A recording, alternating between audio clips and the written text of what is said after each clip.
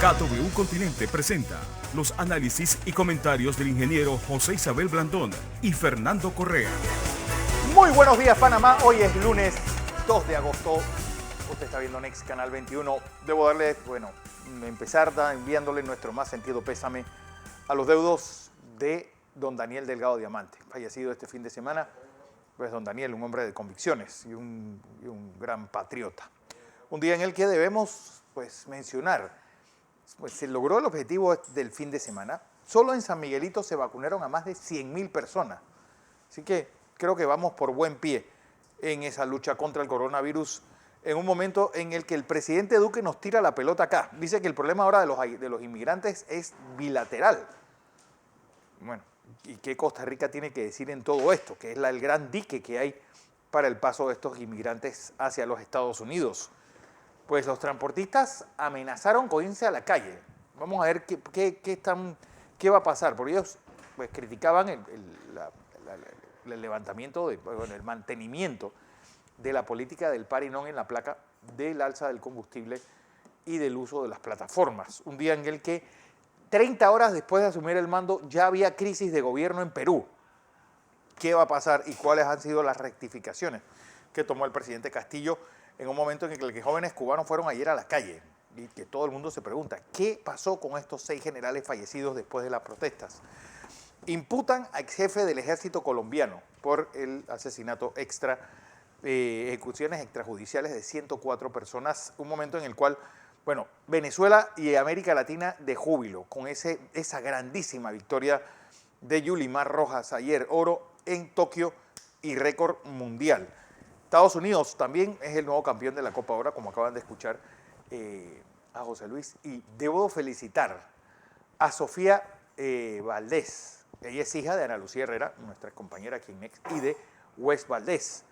Pues triunfó en Chicago ayer en un festival musical, y para los que no lo saben, ella es bisnieta de Silvia de Graz. Este año que se cumple el centenario del nacimiento de sin lugar a dudas, la cantante femenina más exitosa de todos los tiempos de Panamá. Decenas de hoy, como dijo don José Luis, 9, 8, 3 y 6. Recuerden que el sorteo de ayer va a ser hoy lunes. Don José. Buenos días, Fernando. Buenos días. Buenos días a toda nuestra audiencia que nos sigue en KW Continente Radio, en Canal 21 Next TV. El octavo mes. Octavo mes. Comenzó ayer, pero oficialmente comienza hoy. Así que usted no mate el tiempo, porque el tiempo siempre se lo va a llevar a usted. Mientras usted se toma su café, mira, está lloviendo, esté tranquilo, deje que se escurra un poco el agua, hay charca por todos lados, y que usted maneje con cuidado.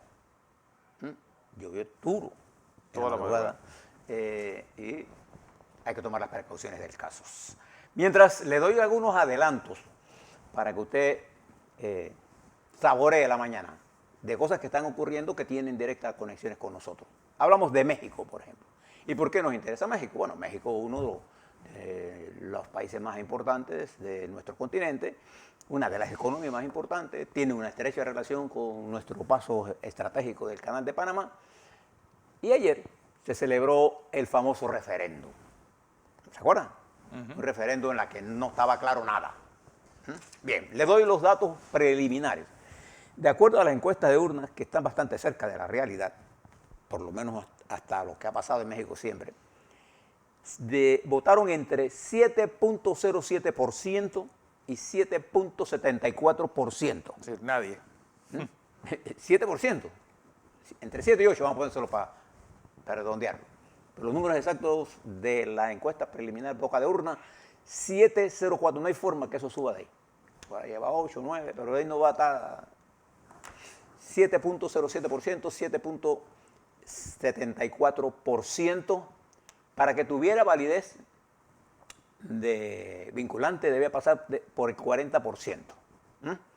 Está lejos, pero lejos de ese 40%.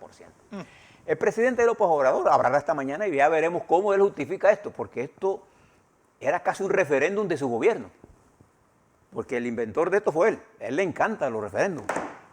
Bueno, de ese 7%, cerca del 92% al 97%, porque hay un rango ahí, votaron que sí, lo que representaría en todo caso el 6% de la población mexicana.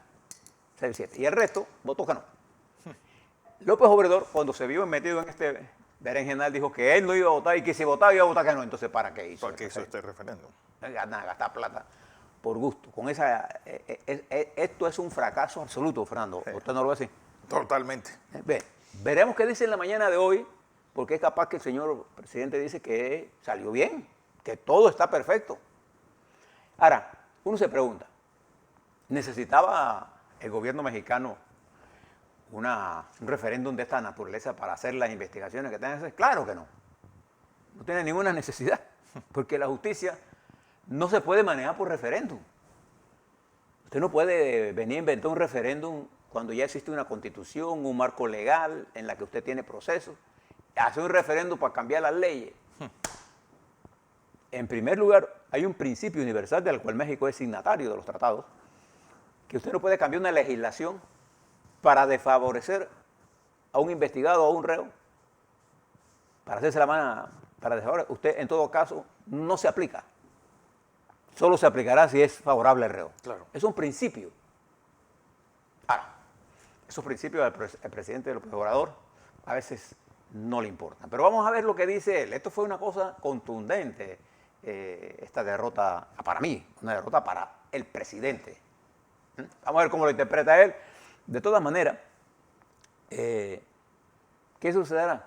No va a pasar nada, ni que vaya a llegar al 40%. Sí. Lo que era una forma de él de querer asustar y manejar con esto de que voy a seguir investigando. Él puede investigar el que quiera en el marco de la ley actual. Esta es la segunda derrota de López Obrador porque hubo elecciones, ¿se acuerdan? Y su partido perdió diputados en el Senado, aunque mantiene la mayoría. Bien, otra noticia importante de nuestro continente que debemos prestarle atención es Perú. En Perú, Fernando, la designación de Bellido como primer ministro generó una serie de protestas en la oposición y en los medios de comunicación que usted debe recordar lo siguiente. Incluso los grupos dentro del Parlamento amenazaron con no darle un voto de confianza al gabinete del presidente Castillo. Pero de acuerdo a la Constitución peruana, ellos pueden no darle voto de confianza, el presidente puede insistir, y si ellos lo rechazan, cuando ocurren 2 votos de desconfianza a la propuesta del Ejecutivo, el presidente puede disolver el Parlamento y llamar unas nuevas elecciones. Esa es la Constitución peruana. Por eso es que usted va a ver ahora, y de hecho ya hay, entre esas 10 bancadas que están ahí, negociaciones. Porque lo que menos quieren estos diputados es que haya una nueva elección, porque muchos de ellos no saldrían. Así que no pongamos siempre en perspectiva que el presidente Castillo, usted me pregunta a mí, y le doy mi opinión, ¿se equivocó en poner a este caballero Bellido? Sí. Pero que eso tenga una jaque mate, un gobierno que ni siquiera ha iniciado. Sí, muy temprano todavía. Muy temprano, y si ellos lo rechazan, él puede insistir con el mismo gabinete, y si lo rechazan nuevamente, entonces él puede disolver el Parlamento y llamar unas elecciones. Los analistas dicen que el presidente ni su partido tienen esa mentalidad estratégica. Mire cómo lo subestiman. Bien, usted nunca subestima a nadie. Pero por lo demás, en Perú, ayer se designó al nuevo ministro, en las últimas horas de ayer, de Economía. Pedro Franqui. Él es un economista especialista en estudios de la pobreza. Ha trabajado mucho en el campo del manejo de la salud.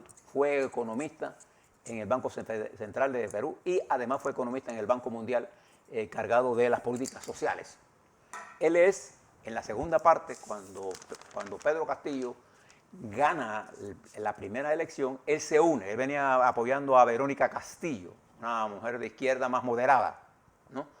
Él era el economista jefe de ella. Él pasa a ocupar la asesoría económica. Él es el autor intelectual de la economía popular de mercado.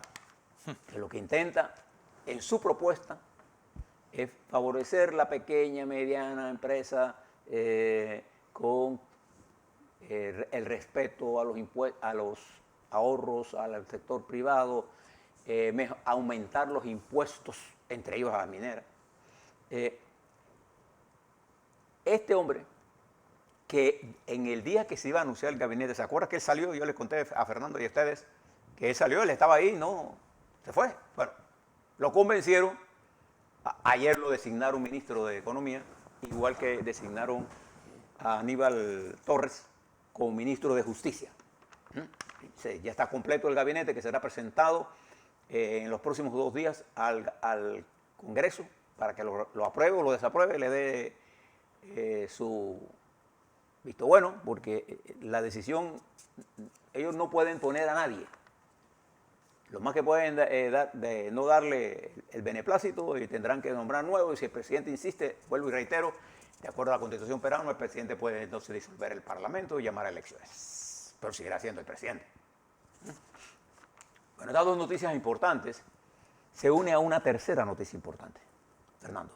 Lo que usted señalaba del presidente de Colombia. Yo escuché las declaraciones que el presidente Duque le hizo a una televisora nacional, a TVN, en Radar. Y en esas conversaciones, el presidente ahora quiere que nosotros nos sentemos con él, y lo vamos a tener que hacer, a ver este caso, pero él es el responsable de su gobierno por no tomar las medidas y permitir que este tráfico ilegal, a sabiendas de todos, porque incluso yo les conté a ustedes la semana pasada, que los transportistas marítimos que bregan con todo este contingente de ilegales que entra a Colombia, lo ponen en la frontera para que pasen a Panamá. Entonces lo que debe hacer el presidente Duque es tomar las medidas.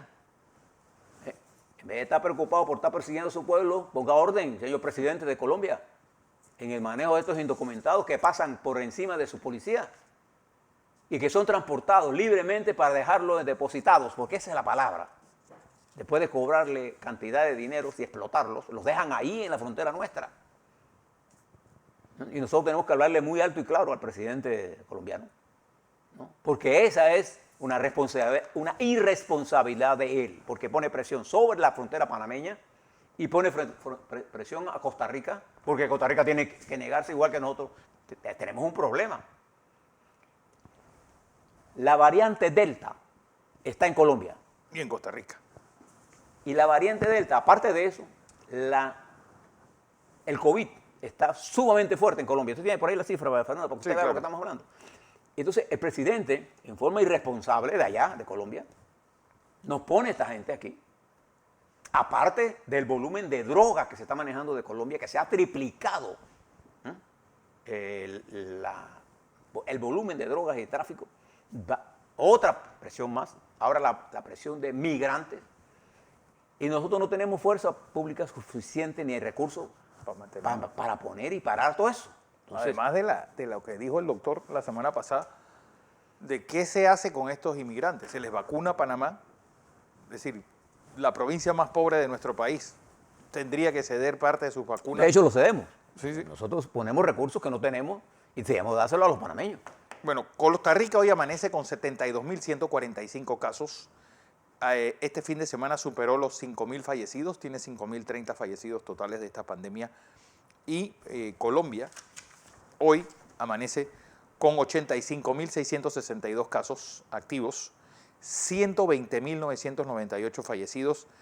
Este fin de semana tuvo 9.094 nuevos casos con 275 fallecidos en Colombia. Es lo que hay en este momento. Y Colombia tiene 4.785.000 casos positivos en general. Y Costa Rica tiene 406.000. 4.794.414 Colombia. Y Costa Rica pues tiene 406.814. Fíjese que nuestra relación con Colombia ha sido una relación bien complicada. Y nosotros necesitamos una buena relación, sin duda alguna. Yo soy a favor de mantener una relación con Colombia fluida, importante, pero de tú a tú, de respeto.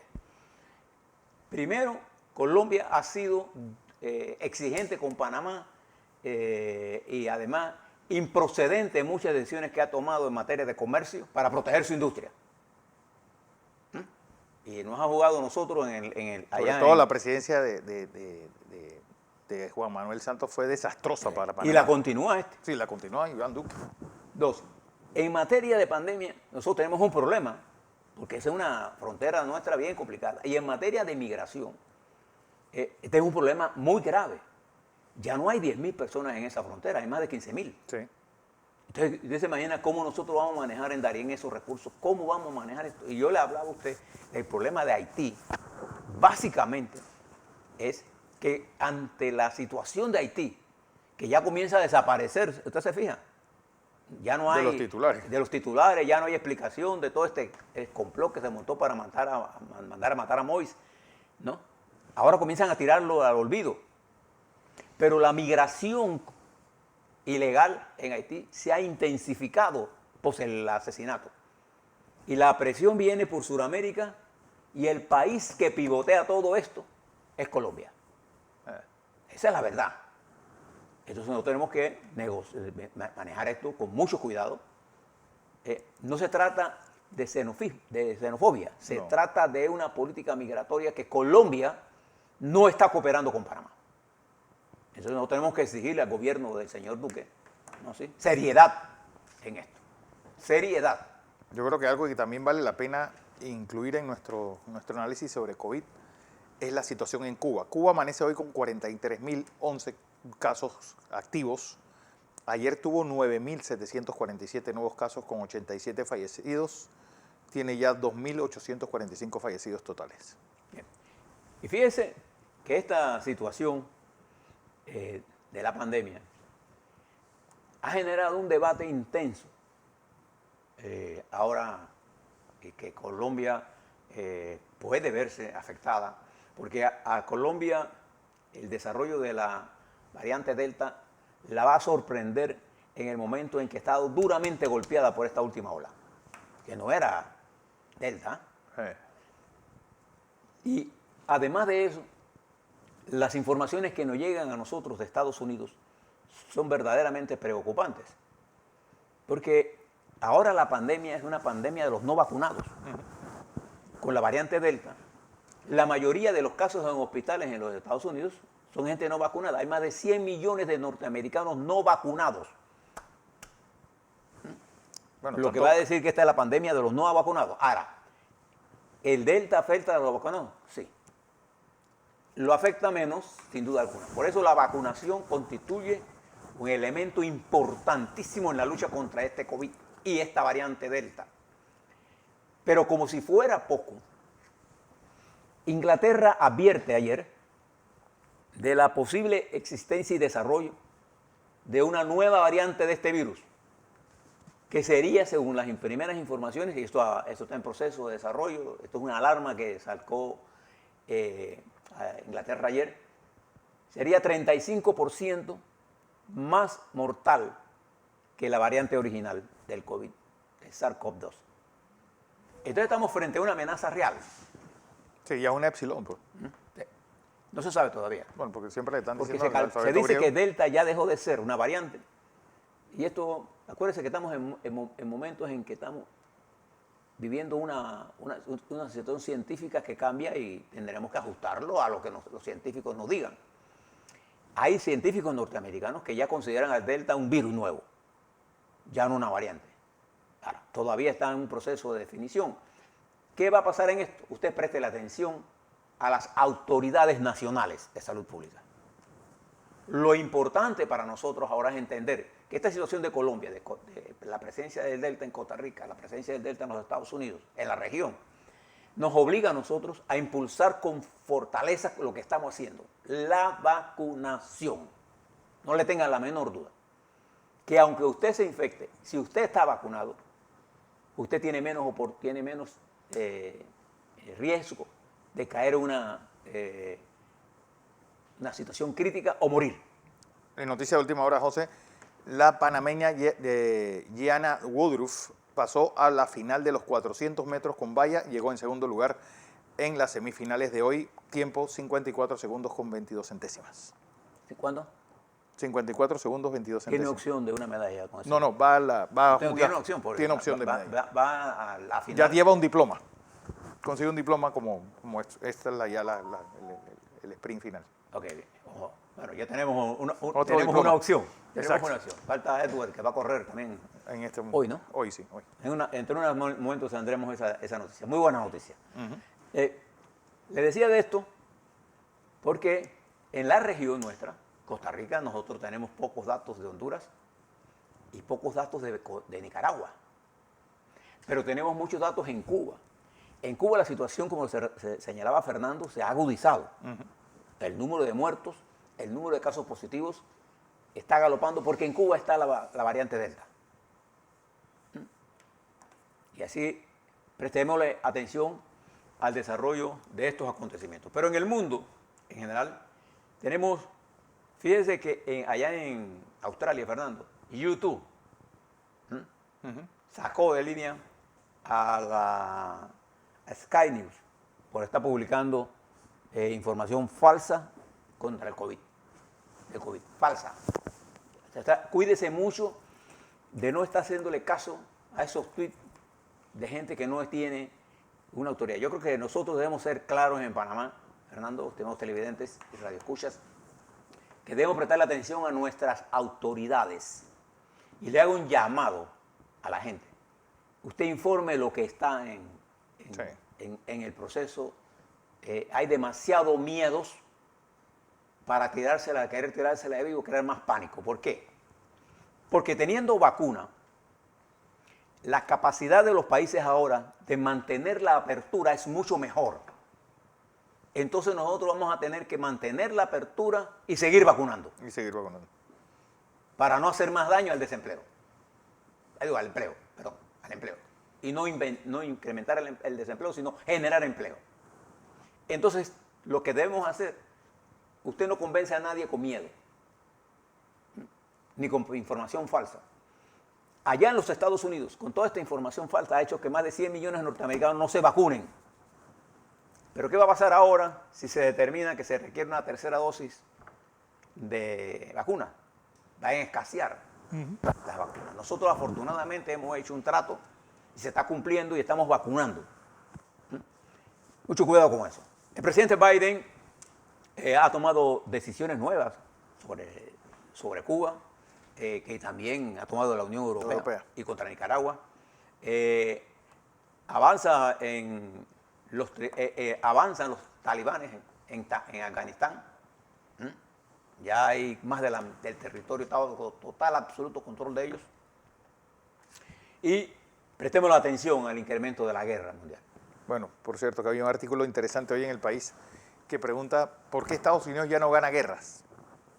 Y desde la Segunda Guerra Mundial, fuera de la Primera Guerra del Golfo, las demás han sido operaciones militares que no han terminado ni en victoria ni en derrota. Afganistán, Irak, la operación en Somalia, Haití, Beirut, y acuérdense, Fernando, Corea, en el marco Vietnam. de todo esto, preste atención a lo que está ocurriendo en la República Popular China, donde hay una gran ofensiva del gobierno contra altos empresarios. Hay un multibillonario, Sun Dao, un poderoso empresario del sector agrícola,